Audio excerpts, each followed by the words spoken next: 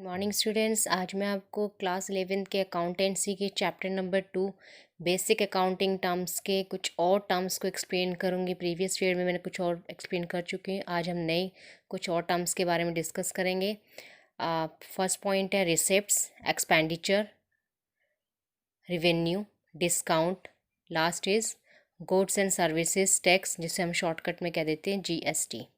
चलिए one by one discuss करते हैं। Receipts, first is receipt. Receipts mainly क्या होता है, टू टाइप्स का होता है, revenue receipts and capital receipts. इनको डिफ्रेंशिएट करते हैं।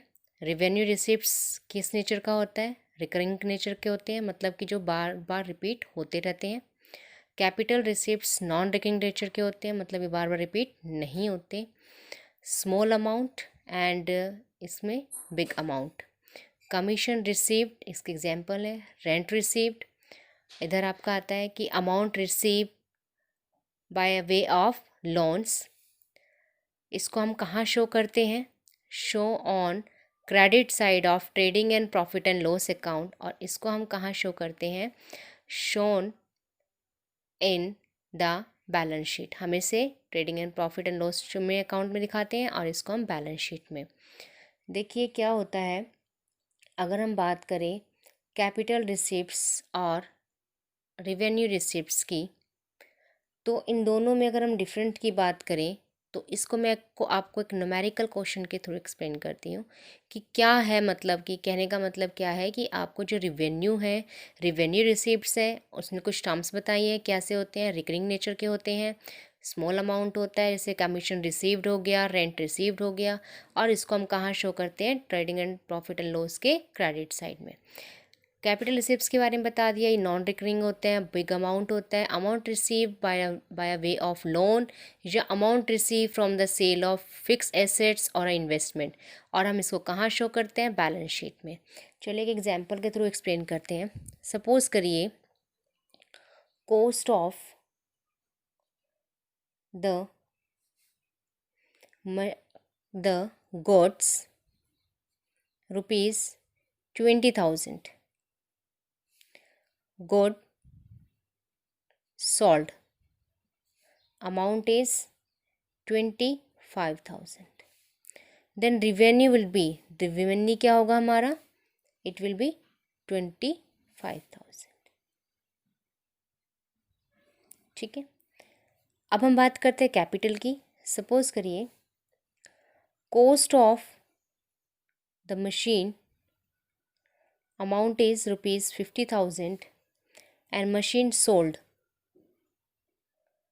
₹55,000। ठीक है, देन कैपिटल रिसीप्ट, जो आपका कैपिटल रिसीप्ट्स होगा वो क्या होगा, दोनों का डिफरेंस 5,000। ये हमारा कितना होगा कैपिटल रिसीव, 5,000। ठीक है, इस तरह हम न्यूमेरिकल क्वेश्चन के थ्रू भी इसको एक्सप्लेन कर सकते हैं। आगे हम नेक्स्ट हम पढ़ते हैं expenditure. What do you mean bye expenditure. Expenditure क्या होता है, स्पेंडिंग मनी, क्या, spending money and incurring liabilities from acquiring assets, goods and, क्या एक्वायरिंग करना, गुड्स एंड सर्विस को, इज कॉल्ड अ एक्सपेंडिचर।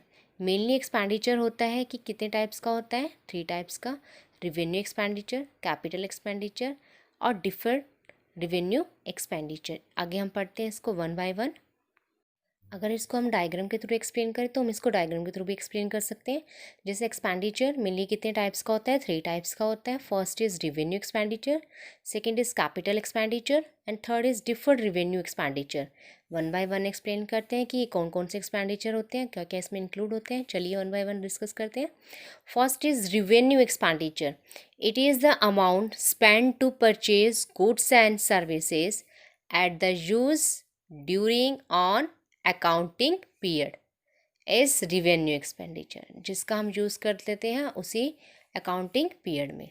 जैसे कि रेंट पे, salary and wages for a worker, electricity bill हो जाता है, हमारे घर का जो वाटर सप्लाई का जो वाटर का बिल होता है, वो इलेक्ट्रिसिटी का बिल, वो सारे क्या हो जाते हैं आपके रिवेन्यू एक्सपेंडिचर में इंक्लूड होते हैं।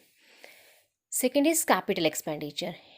Its benefit for expenditure is received for more than 1 year, जिसका हम बेनिफिट क्या ले सकते हैं 1 साल से ज़्यादा। लेकिन इसमें हम क्या करते कहा था कि ड्यूरिंग एन अकाउंटिंग पीरियड हम यूज़ कर सकते हैं उसी अकाउंटिंग पीरियड में। It is a called a capital expenditure. For example purchase of machinery, जो मशीनरी हम परचेज करते हैं वो एक दिन के लिए थोड़ा करते हैं। अगर आपने मशीन परचेज कर ली तो उसका जो यूज़ होता है वो क्या करते हैं हम काफ़ी टाइम तक यूज़ उसको हम कर सकते हैं। देखो और एक अदर एग्जाम्पल के थ्रू हम इसको एक्सप्लेन करते हैं। सपोज करिए कि construction of a hospital building इस किस में आते हैं, is a capital expenditure. But expenditure on medicine and services and salary of doctors for rendering services is including in a revenue expenditure. ठीक है, आगे बढ़ते हैं हम। डिफर रिवेन्यू एक्सपेंडिचर क्या होता है? There are a certain expenditure which are revenue in nature. कौन से नेचर का होता है? रिवेन्यू नेचर का। But benefit for which is drive over a number of year. लेकिन हम इसका जो बेनिफिट है वो कई सालों तक हम ले सकते हैं। जैसे कि huge expenditure, huge advertisement expenditure. इसको देखो एक्सप्लेन करती हूँ मैं। सपोज करिए इसकी देखो अकाउंटिंग टर्म में हम कैसे इसकी एंट्री करते हैं, कैसे इसको हम मतलब कि शिफ्ट करते हैं, किस किस में हम इसकी एंट्री करते हैं। देखिए सपोज करिए if heavy amount paid for the advertisement of a product which benefits are expected to be received in a next 4 year। आपने एक्सपेक्ट किया कि नेक्स्ट 4 ईयर आप उसको क्या कर सकते हो, उसके बेनिफिट्स ले सकते हो। then it should be debited as 1/4 of the part is profit and loss as the revenue expenses and balance 3/4 part will be shown as the assets in the balance sheet.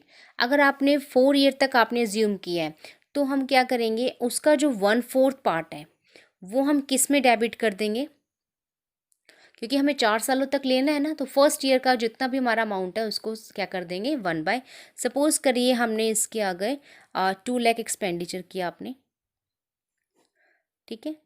तो आप इसको divide कर लीजिए, कितना हो गया 50,000।